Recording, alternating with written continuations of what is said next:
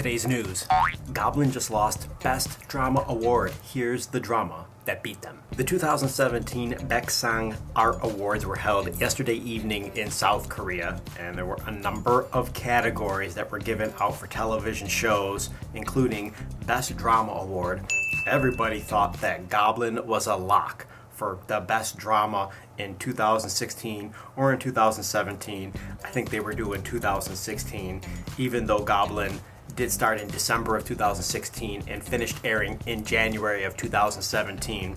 And a lot of you watched Goblin and a lot of you loved Goblin. So if Goblin didn't win, which drama do you remember from last year? For instance, something like Descendants of the Sun, because that was also from 2016. Which was the best drama? And the best drama from last year, according to the Baeksang Art Awards, was Dear My Friends. Who watched Dear My Friends? Korean drama.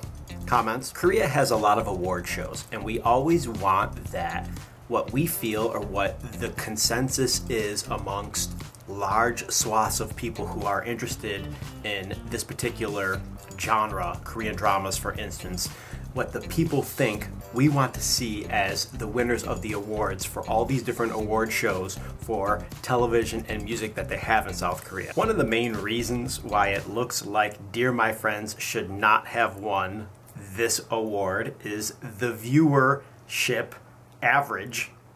The viewership average in South Korea on average per episode for Dear My Friends was just over 5% at 5.066%, while Goblin had an average viewership percentage of nearly 13%, which means nearly 13% of everyone who was watching TV in the time slot that Goblin was airing in South Korea was watching Goblin. 13% of all TV viewers were watching Goblin when Goblin was being aired, when only 5% of everybody who was watching TV was watching Dear My Friends. Goblin, in that case, is nearly 3 times as popular to people watching TV, not to a particular age group, but just to people watching television in South Korea in general. The reason why I'm making such a big deal of the percentages is that it is a very good telling sign of what is popular or what is attractive to people watching TV. I'm actually on the Dear My Friends Wikipedia page. It has each of the 16 episodes ranked out and listed according to the ratings, and I'm looking at the percentages here. 4.8% for the first episode, 4% for the second episode, 4.6% for the third episode, 3.4% for the fourth episode.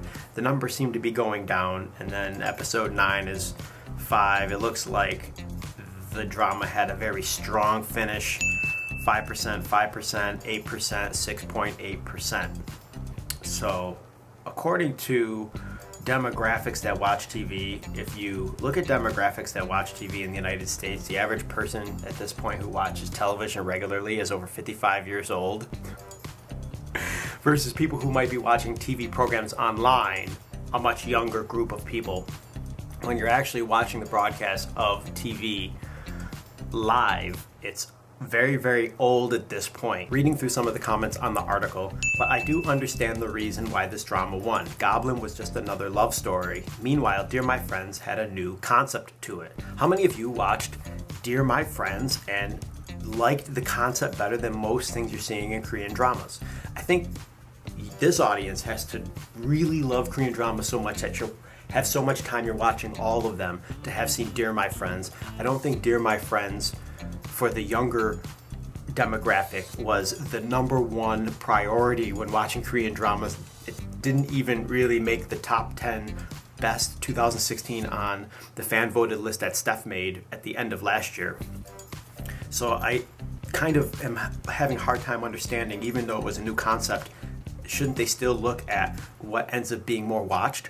At least in Korea anyways. Another person wrote, but Goblin won the Daesang Award, the overall best TV award. This is what I'm talking about, the amount of award shows that they have. They know that they can make a lot of money on advertising with award shows, and they get all of the famous people in one place at one time in some theater, and they organize it and they do a bunch of awards, people on stage, they might have performances. The more of these types of programs, I mean, it's an award show, but it really is a program because they're broadcasting it live on TV, so call it a TV program too. It's both.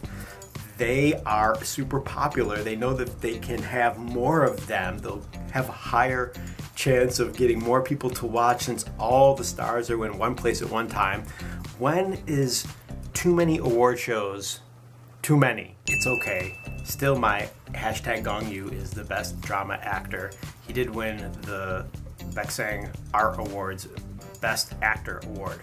Gongyu, that is. Not that that's what he was going for. I think Gongyu is just that mysterious guy. He doesn't want anybody to really know about his personal life, so you don't really know much about what he's doing or what he's thinking.